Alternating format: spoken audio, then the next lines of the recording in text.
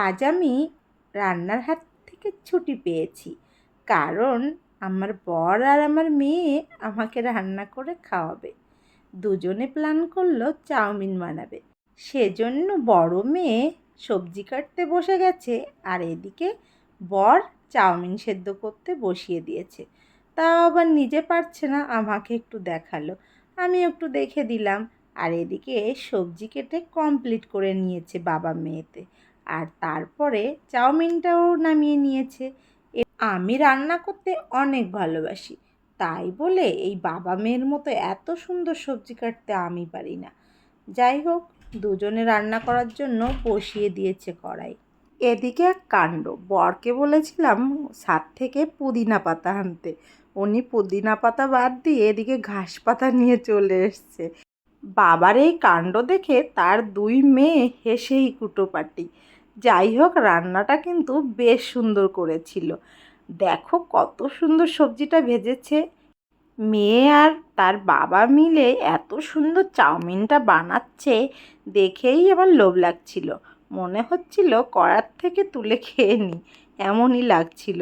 আর আমি যেহেতু ছুটিতে আছি, সেজন্য আমি তাদের ভিডিও করছিলাম।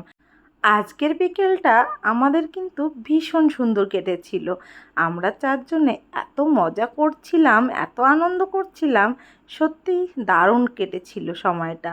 আর চাউমিনটা এত সুন্দর বানিয়েছিল, দোকান তো দূরের কথা, আমিই এত সুন্দর বানাতে পারি না।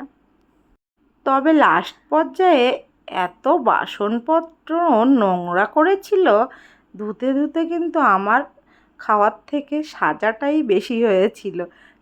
তবে আমার মেয়েটা যে একটু একটু করে রান্না শিখছে, আর তার পাপাকে তার কাজে এত হেল্প করলো, সবজিগুলো সব কেটে দিল, কখন কি দিতে হবে, লবণ হলুদ কিভাবে দিতে হবে, কতটুকু দিতে হবে, সব টেস্ট করে দিচ্ছিল। এই যে যে আইডিয়াগুলো অনেকেই জানে না, তো আমার মেয়ে কিন্তু অনেক কিছু শিখে যাচ্ছে এইভাবে ধীরে ধীরে।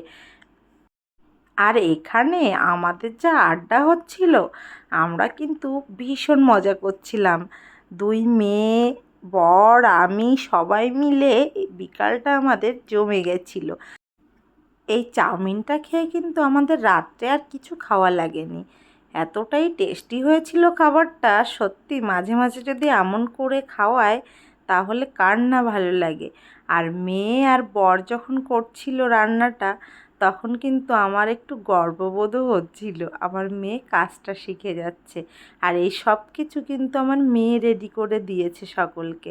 যাই হোক, তোমাদের কেমন লাগলো ভিডিওটি অবশ্যই কমেন্ট করে জানিও। আর কার কার এইভাবে বরের হাতের রান্না খেতে ভালো লাগে, অবশ্যই কমেন্টে জানিও। টাটা বন্ধুরা, আজকের মতো বিদায় নিচ্ছি, আবার দেখা হচ্ছে আরেকটি ব্লগে।